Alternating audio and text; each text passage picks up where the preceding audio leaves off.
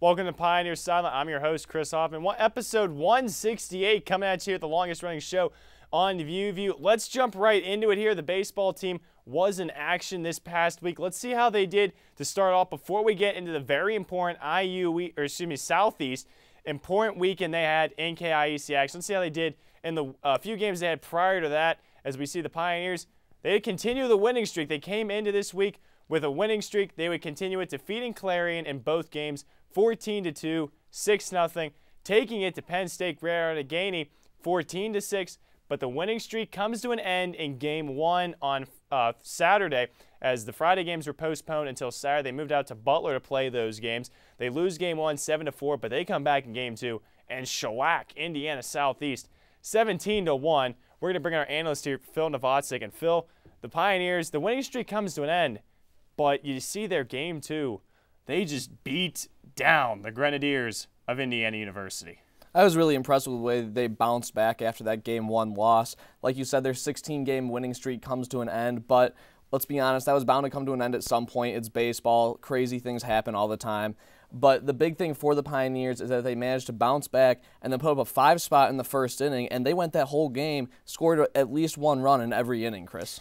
And then they do that, Phil, in a game against such an important team. This is basically for all the marbles in the KIAC, who's determining who is going to be the regular season champion. Now let's see, how did they do on Sunday as they continue to play the Grenadiers? We're going to take a look at Game 3 here and see how the Pioneers did in this one, as they would continue to play the Grenadiers over what would be a very important weekend.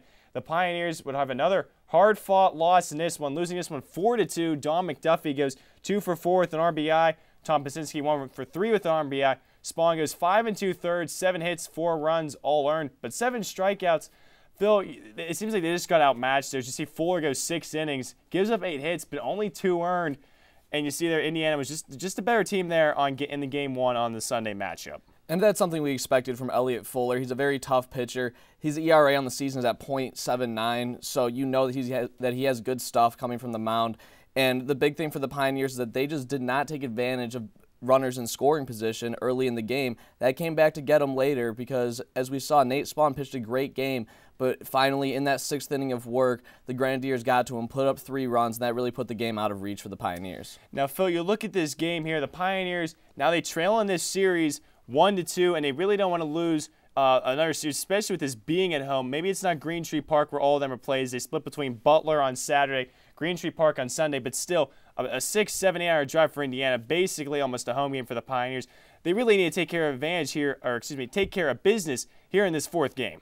Oh, the 4th game is obviously the most important one. At that point in the series, they had a .5 game lead over Indiana Southeast for the conference. So whoever wins Game 4 wins the whole thing. And as we see here, the Pioneers pulled it off. And they do just that. The Pioneers win the 4th game of the series, split the series 2-2 as they win 3-2. Burko goes 1 for 2 with a run and an RBI. Marlon Leyva 1 for 3 with an RBI.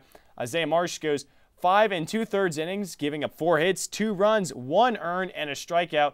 On the other side there for Southeast, Burke went 2 for 3 with an RBI. Hurst 1 for 3 with an RBI. And Harness goes only 4 1/3, 1 hit allowed, 1 run, and it was earned.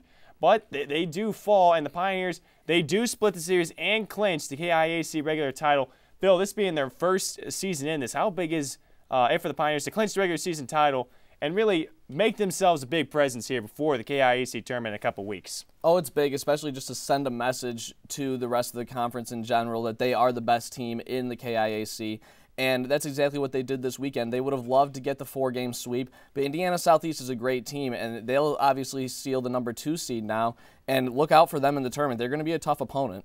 And then, Phil, you look at it, they did split. They did have a couple losses, but with those losses, they were close. They were not blown away at all. They were still in it. So moving forward, how big is it for the Pioneers to really play some tough competition in Indiana Southeast and play to a very high level? Oh, those 2 losses, like you said, they were very close games that the Pioneers easily could have won had they gotten things to go their way. Unfortunately, some of the balls just did not bounce in favor of the Pioneers, but I was very impressed. Both days they bounced back from those first game losses. That'll do it all for our baseball coverage on this week on the Sideline. Don't go anywhere. We're going to take a short commercial break and then be back with Kyle Anthony as we see how the softball team did in their week, and see how they did. Don't go anywhere.